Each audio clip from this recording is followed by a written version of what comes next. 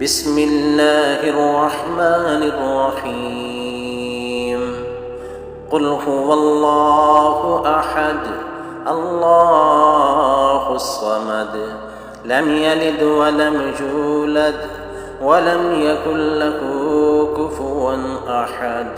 سورہ اخلاص یہ قرآن مجید کی 112 نمبر سورہ ہے۔ اس میں اللہ رب العزت نے اپنی عظمت کو بیان کیا، اپنی صفات کو بیان کیا کہ اللہ رب العزت کی کیا صفات ہیں، اللہ کون ہے۔ جب اللہ کے نبی صلی اللہ علیہ وسلم نے مشرکین مکہ کو اللہ کا پیغام لا الہ الا اللہ والا سنایا، انہوں نے بتلایا کہ وَإِلَٰهُكُمْ إِلَٰهٌ وَاحِدٌ لا الہ الا هو الرحمن الرحیم، الہ تو بس ایک ہی ہے، معبود ایک ہی ہے، اس کے علاوہ کوئی الہ نہیں، وہ رحمان الرحیم ہے، اور اللہ ہی ہے ساری کائنات کے نظام کو چلانے والا، وہی ساری مخلوقات کو رزق دینے والا ہے، اور اسی کے قبضے میں ہے ہر چیز، وہ علی کل شیء قدیر ہے۔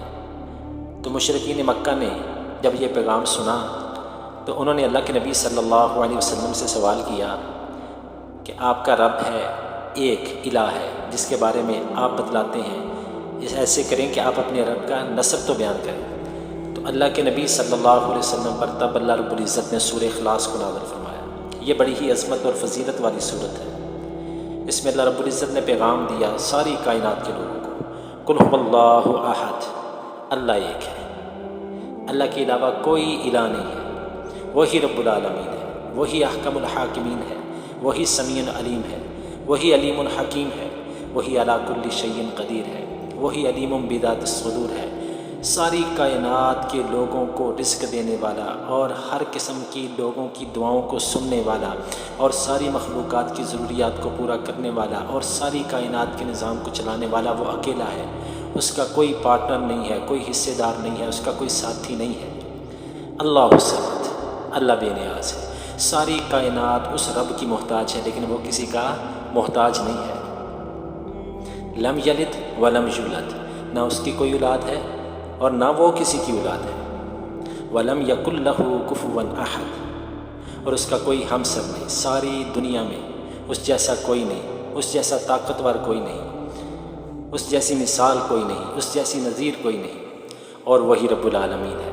اللہ کے نبی صلی اللہ علیہ وسلم نے یہ پیغام مشرکین مکہ کو سنایا جو اللہ رب العزت نے ان کے سوال کا جواب دیا۔ تو کتنا بہترین جواب ہے کہ اللہ کون ہے، ہو از دا گاڈ، اللہ کون ہے۔ تو اللہ نے بتلا دیا کہ سورہ اخلاص کے ذریعے کہ یہ میری صفات ہے۔ تو اب اس کی اہمیت اور فضیلت کتنی ہے سورہ اخلاص کی، اللہ کے نبی صلی اللہ علیہ وسلم کیا فرماتے ہیں۔ ایک دفعہ ابو سعید خدری رضی اللہ تعالیٰ عنہ نے بیان کیا کہ ایک شخص اللہ کے نبی صلی اللہ علیہ وسلم کے پاس آیا اور کہنے لگا، اللہ کے نبی جی میں نے فلاں آدمی کو دیکھا، وہ قیام اللیل میں رات کی نماز میں سورہ اخلاص کو ہی پڑھی جا رہا تھا، بار بار وہ سورہ اخلاص کو ہی دہراتا جا رہا تھا۔ تو اللہ کے نبی صلی اللہ علیہ وسلم نے فرمایا، کیا تم سورہ اخلاص کی اہمیت کو نہیں جانتے؟ کیا تم اسے کم سمجھتے ہو؟ مجھے قسم ہے اس ذات کی جس کے قبضے میں میری جان ہے، یہ سورہ اس صورت کو ایک دفعہ پڑھنا 1/3 قرآن کے برابر ہے۔ اللہ کے نبی صلی اللہ علیہ وسلم نے فرمایا، گویا کہ سورہ اخلاص کو اگر 3 دفعہ پڑھا جائے تو یہ 1 قرآن کے برابر ہوگی۔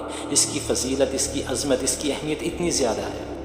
اسی طرح حضرت عائشہ صدیقہ رضی اللہ تعالیٰ عنہ بیان فرماتی ہیں کہ اللہ کے نبی صلی اللہ علیہ وسلم نے ایک دفعہ ایک لشکر روانہ کیا اور جس شخص کو اس لشکر کا امیر بنایا اس کے بارے میں لوگوں نے واپس آ کر کے اللہ کے نبی صلی اللہ علیہ وسلم کو بتلایا کہ یہ ہمیں نماز پڑھاتا اور جب بھی یہ قرآن کی تلاوت کا اختتام کرتا تو آخر میں سورہ اخلاص ضرور پڑھتا، یعنی کہ ہر رکعت میں جو قرآن پڑھتا اس کا اختتام سورہ اخلاص پر کرتا۔ تو اللہ کے نبی صلی اللہ علیہ وسلم نے لوگوں سے کہا کہ اس سے پوچھو کہ وہ ایسا کیوں کرتا تھا۔ تو جب اس سے پوچھا گیا اس نے کہا کہ اس میں میرے رب کی صفت ہے، میرے رب کی عظمت کو بیان کیا گیا ہے، مجھے اس سے محبت ہے۔ تو اللہ کے نبی صلی اللہ علیہ وسلم نے فرمایا کہ اس سے کہو کہ اللہ بھی تم سے محبت رکھتا ہے کہ تم سورہ اخلاص سے محبت کرتے ہو، اللہ بھی تم سے محبت کرتا ہے۔ تو اللہ رب العزت نے اس صورت کی کتنی عظمت کو بیان کیا ہے، کتنی اس کی اہمیت اور فضیلت کو بیان کیا اور ہر چیز واضح کر دی، اور کافروں کو، مشرکین کو یہ جواب مل گیا کہ ساری کائنات کو بنانے والا اللہ، زمین و آسمان کی تخلیق کرنے والا اللہ، دن کو رات اور رات کو دن میں تبدیل کرنے والا اللہ ہے۔ آسمان سے بارش کو برسا کر کے مردہ زمین کو زندہ کرنے والا، ہمارے لیے اناج رزق اگانے والا اللہ رب العزت ہے۔ دریائیں اور سمندروں کو دیکھیے جس میں کشتیاں چلتی ہیں، کون سی طاقت ہے جو کشتیوں کو ڈوبنے نہیں دیتی؟